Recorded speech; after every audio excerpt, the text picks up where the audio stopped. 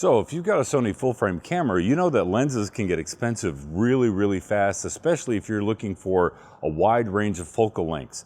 Viltrox now has a 40mm f2.5 lens for Sony full frame, and the question is it any good?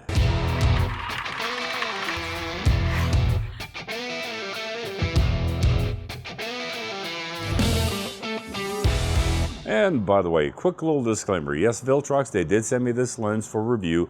I do get to keep it. They didn't tell me what to say. They didn't pay me for this review. And they don't get to see this review video before it's published. All opinions about this lens are strictly my own. Now onto the video. Well, I will tell you that when you think about a 40mm f2.5 compared to the Sony 40mm, we're talking about Sony's lens is a $598 lens. This lens from Viltrox is $168. So you think, okay, is it going to be as sharp? Is it going to have any chromatic aberrations?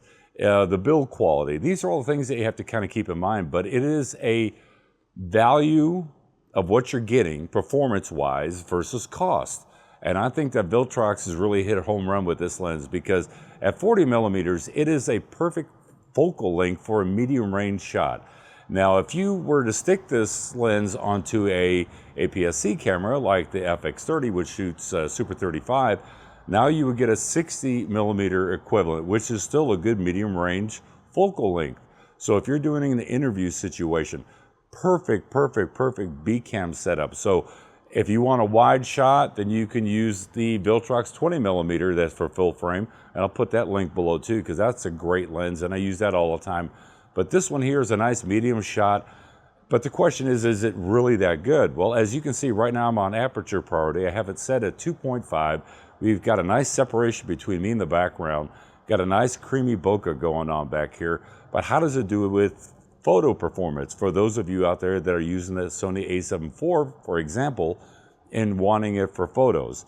Well, I think that 40mm is a really still good street photography focal length to use.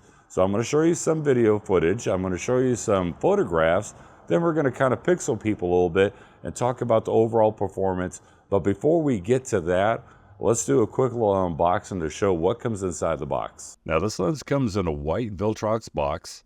Inside you get the Viltrox paperwork.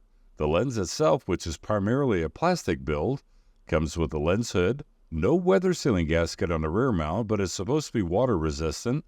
USB Type-C port on the rear for firmware updates. Has the 52mm filter thread on the front. Has 10 elements in 6 groups. 7-blade circular aperture that can go from f2.5 to f16. Smooth focus ring if you choose to set your camera to manual focus.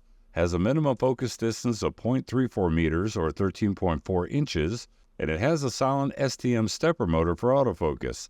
And best of all, it comes in at a light 167 grams.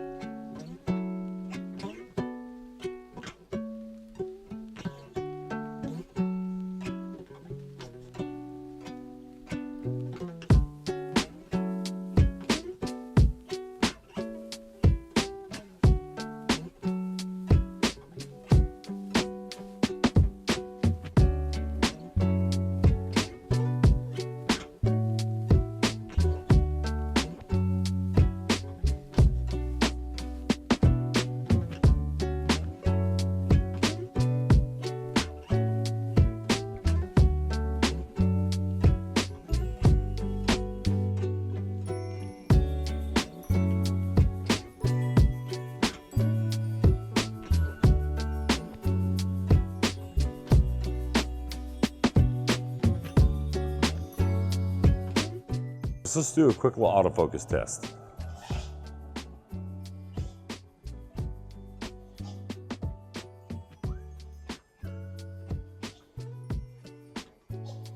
See, autofocus is really good.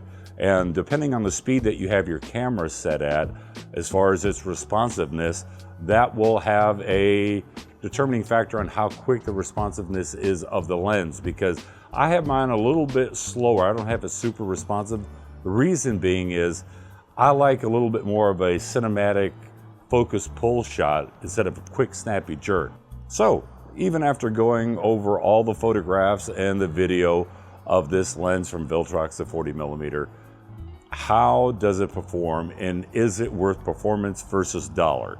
And to me, yes, I give it 2 thumbs up. I think it's actually a great lens. I think it performs really good.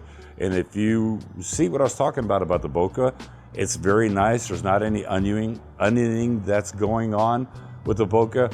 There is a little bit of chromatic aberrations, but like I said earlier, I think it's really well controlled, and you only see it when it's between a high contrast image and a bright image right next to it, like through the tree shot.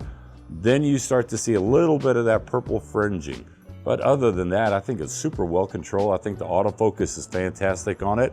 I only missed 2 shots when I was taking photographs with the lens, so I think the autofocus works great with the Sony autofocus system. There is no motor noise on the autofocus system, which I really do appreciate, because there's a lot of lenses out there from third-party vendors that are a little bit on the noisy side. This one here, nice and quiet. But anyway, that's my opinion on it. So product links down in the description below so you guys can check it out for yourself. And until the next review, catch you later. Bye.